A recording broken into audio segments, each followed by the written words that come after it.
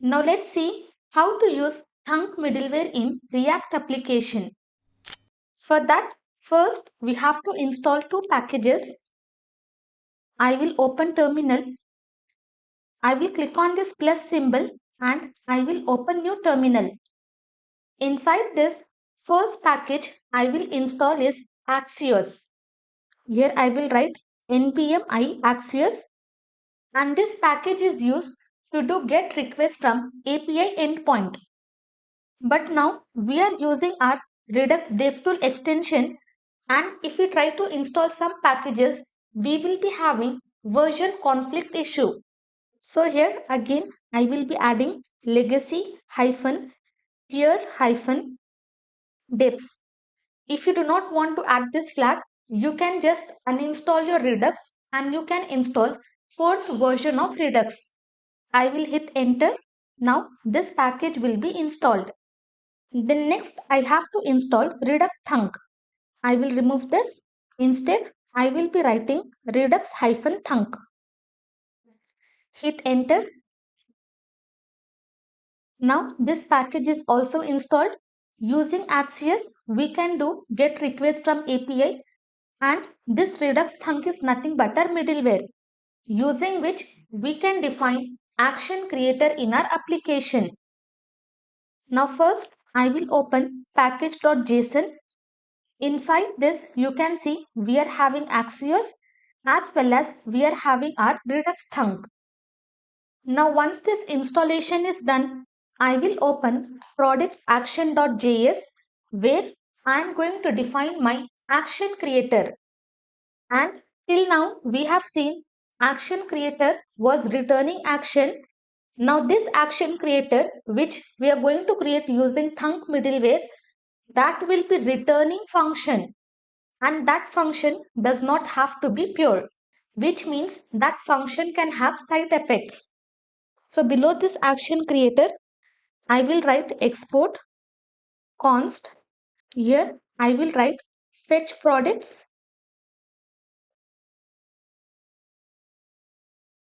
Now instead of returning this object, what we will do, I'm just going to return function. Now here I will be using arrow function, because previously we have seen normal regular function. Now here I am going to return this function, and this is nothing but arrow function, and this function does not have to be pure. And inside this function we are going to pass dispatch as its parameter. And inside this function here I will do Axios dot get, and inside this I will be passing my API link.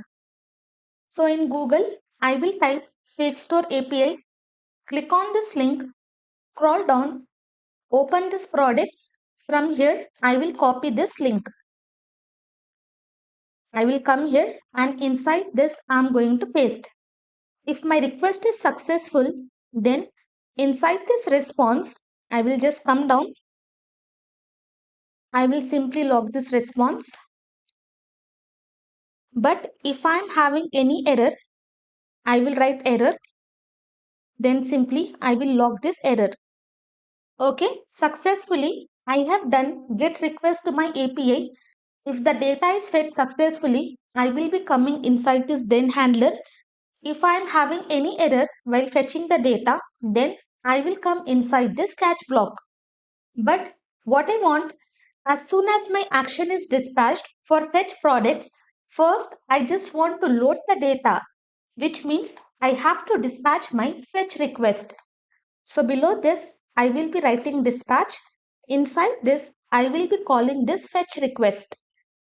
Once my data is fetched successfully, that data will be stored inside this response.data. So this response.data, I will be storing inside one variable. If you want, later you can check in console, but as of now, I will be writing const products is equal to response.data. And this entire thing I will be wrapping inside blocks. And below this, I will write log, and here I am going to write products. Once my data is successful, whatever data I am getting, that data I am storing inside this products variable. And here, if I am having any error while fetching the API, I will create one variable error message is equal to error object dot message. Using this message property, I can access the message which I got from my API. Then again, once I am having this message, what I will do, I am going to dispatch this fetch error, and inside this I will be passing error message. Why? Because if I am having this error inside my reducer, I am just setting error to true. Once error is true, I can easily display error message to user. If you want, you can pass the string, but whatever error I am getting from API, that error message I am accessing, I am storing inside this variable, and while dispatching, I am just passing this error message to fetch error, and we have already accepted, and that error we have passed inside the payload. Site reducer, what I have done, I have only made error to true. If you want, you can give action.payload. Let me just write here action.payload. If you want, you can give error as true, but here we have already accessed that error and stored inside the payload. So whatever error we are having, that error we are accessing and storing inside this error property. Now I'm just going to open store.js. Inside this, I'm just going to import Thunk. Here I will write import. Now this Thunk, in vanilla JavaScript, we have seen we should be using .thunk whenever we are requiring this package. But here we should be using as named export. Import Thunk from Redux. I will write import Thunk from Redux Thunk. And inside this apply middleware, we have to pass our middlewares. Previously, we have integrated logger. If you want to keep, you can keep, but we can add multiple loggers by separating with comma. Here I will be writing Thunk. Here I have just included my Thunk middleware, and inside products action, I have defined my action creator, which will be returning function which is not pure. And also we have to import our Axios package inside products action. Below this, I will write import Axios from Axios. Now I am going to come to products container. Below this, I will be creating map state to props, and this will be taking Redux state as its parameter, and it is going to return object. I will give the object property as products data, and from here I am just going to access state.product. In our pizza box, we accessed state.pizza.pizza base, and why? Because we had only one property in our state. But now in our state, we are having three properties: loading, products, and error. So inside this products container, I am accessing state.product, and this product should be exactly matching with the key which we have given in our root reducer. So using this, I will be able to access all the properties, loading, products, and error, and that will be given to this products property. Now below this, I will be writing map dispatch to props, and here I will be passing dispatch as its parameter, and again it is going to return object. Now inside action creator, we have created fetch product. I will copy. I will give the same property name. Then here I am going to use arrow function. Inside this, what I will do, as soon as this fetch products is called, I am just going to dispatch this fetch products action. Okay, simple enough. Now what we have to do, this map state to prop and map dispatch to prop, we have to connect to our component. So for that, below this, I will be importing connect function from React Redux. I will come down here. I'm just going to write connect. I will wrap inside parenthesis. Inside this, I will be passing map state to props and map dispatch to props. Now here, I'm just going to pass props.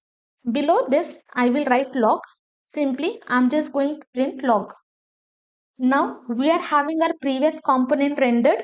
So here I will come inside app.js, comment this. In place of this, I'm just going to write my products container. Save it. Products container is imported. Come here, refresh this. Now I am having fetch products is not defined. I will come to products container. Here we are using this fetch products. Once I use this fetch products, I should also import this fetch products. Now here fetch products is imported from Redux index.js. Now I'll come here, refresh once, inspect this. Now you can see I am having object. Now my prop is nothing but object inside which I am able to access my fetch products and products data. Now inside this products data, I am having three properties: loading, products and error. Initially, whatever values we have assigned, that values will be given to this products data. But now what I want, as soon as my application is getting mounted, I just want to dispatch this action. So for that, we can use useEffect. Before that, I'm just going to destructure my prop. Here, I will be writing curly braces. Inside this, I will write products data, and also I'm going to write fetch products. Now inside this use effect that got imported from React library, I will be passing callback function. Now inside this, I'm just going to call this function. Now once this function is called, what happens? I'm just going to dispatch this action. And then second parameter, I will be passing dependency array. Only once I want to run this, so that is the reason my dependency array will be empty. Now I'll come here, nothing is displayed. I will refresh this. Now, as soon as my application is loaded, you can see successfully I am able to access entire array of objects. Why I am able to access?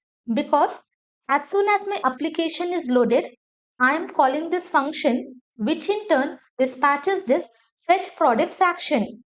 And inside this fetch products, first my data will be loaded. Then using this, I am requesting the data. If the data is fetched successfully, then in my console, I am displaying all the products. Now what I want from this, I only want to display this title, and it is nothing but array of object. So here I will be using map method dot map. Then I will be passing product, and from there I only want to access product dot title. Come here, again load the application. Now I am able to access all the title and display inside this products. And using this logger middleware, we can see all the updated logs. Now I'll come here. Now what I will do, instead of displaying in console, I simply want to dispatch. Here I will write fetch success. And here inside this, whatever data I am having, I just want to pass this data. Once I dispatch this action, inside this payload, I am passing that entire title. And in my reducer, for this products property, I am just giving this action.payload. So now here at this point, my loading will be false, error will be false, and my products will be holding entire data. Now I'll come here, refresh this. You can see first time I had fetch request because my data was getting loaded, then fetch success. I will open the next state. Now inside this products, I am having all the titles stored. Here at this point, my loading is false as well as my error is false. Again, I will open. You can see entire data is displayed. Now what I want, whatever data I got, I just want to render in UI. Now, if my data is getting loaded, I just want to display some message to user. I will come here. Now my loading is present inside this products data. This is nothing but object. From there, I'm just going to access my loading. If this is true, then what I will do, I simply want to display this message. Loading, come here. Refresh this. Now you can see that loading message was displayed. Below this, similarly, copy if products.error. If I am having any error, then here inside this, I will be writing productsData.error. Whatever error I got from API, I just want to display that error. Save it. Now error will not be displayed. Let me come to products action. I will change something in my URL. Now you can see network error is displayed. Whatever error message I am getting from API, that message I am just displaying. I will correct the URL. Now I will come to products container. Below this, I will be checking products data dot products. If I am having some products, then what I will do, simply I just want to render my products. Here I will write paragraph, and inside this I will write products data dot products. Come here, successfully I am able to fetch entire data, but as soon as I refresh, I will be having loading, and after that I am able to get my data. But all this data I want to display in separate lines. So again, this is nothing but array.